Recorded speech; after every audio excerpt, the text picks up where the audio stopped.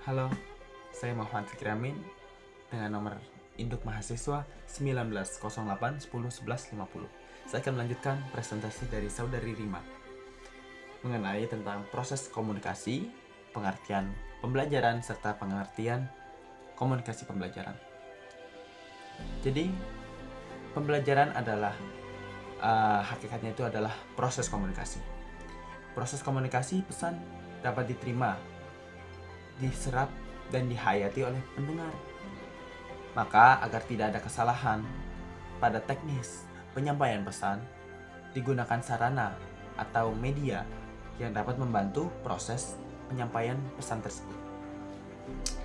Komunikasi dalam pembelajaran di kelas, sarana atau fasilitas yang digunakan untuk memperlancar komunikasi disebut dengan media pembelajaran. Nah, komponen yang terdapat dalam proses komunikasi pertama adalah pesan. Isi pesan itu sangat penting. Yang kedua adalah pemberi pesan. Yang ketiga adalah media atau saluran yang menyampaikan pesan tersebut. Kemudian yang keempat adalah penerima pesan. Untuk apa kalau misalkan ada pesan tetapi tidak ada yang menerima? Nah, menurut Endang dalam sebuah bukunya yang saya lupakan itu nama judul bukunya, nanti akan saya sertakan di sini. Dia menyatakan bahwa ada dua model komunikasi. Yang pertama adalah model linear, dimana kalau model linear itu adalah ada dua garis lurus, dimana prosesnya itu hanya komunikator dengan komunikan.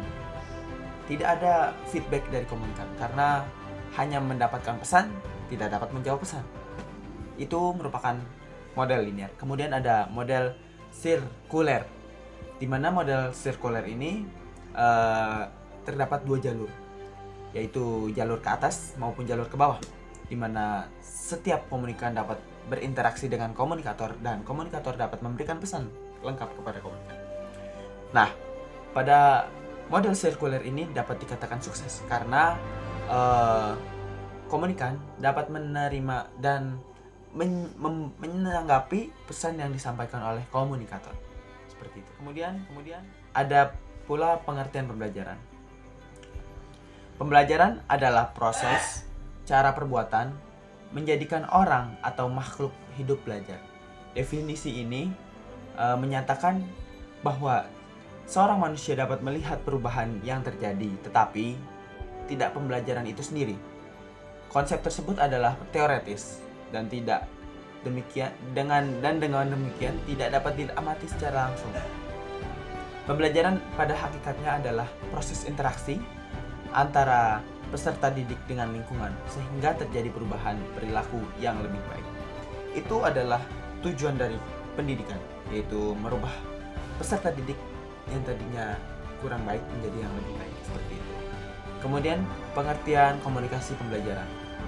Komunikasi pembelajaran adalah proses penyampaian gagasan dari seseorang kepada seorang lain supaya mencapai keberhasilan dalam mengirim pesan kepada yang dituju secara efektif dan efisien. Seperti yang kita ketahui sebelumnya bahwa proses komunikasi itu yaitu pesan yang diterima antara peserta didik dengan lingkungan dan dapat dihayati dan dapat merubah menjadi lebih baik. Nah, itu tujuan dari pengertian komunikasi pembelajaran.